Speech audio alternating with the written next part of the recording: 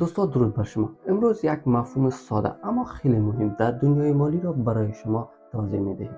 فرق بین دارایی و بدهی. شاید بارها شنیده باشید که دارایی و بدهی چه تفاوتی دارند. بیایید با مثال دقیق این را روشن کنیم. دارایی چیزی است که برای شما پول تولید می‌کند.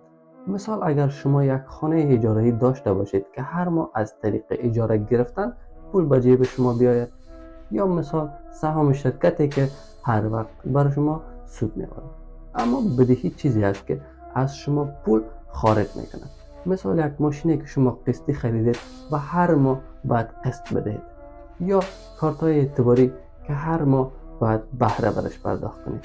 در واقعیت هر چیزی که پول وارد جیب شما می‌کند دارایی است و هر چیزی که پول از جیب شما خارج می‌کند بدهی است. پس اگر می‌خواهید به سمت ثروتمند شدن حرکت کنید، تمرکزتان را بگذارید روی ساختن دارایی‌ها.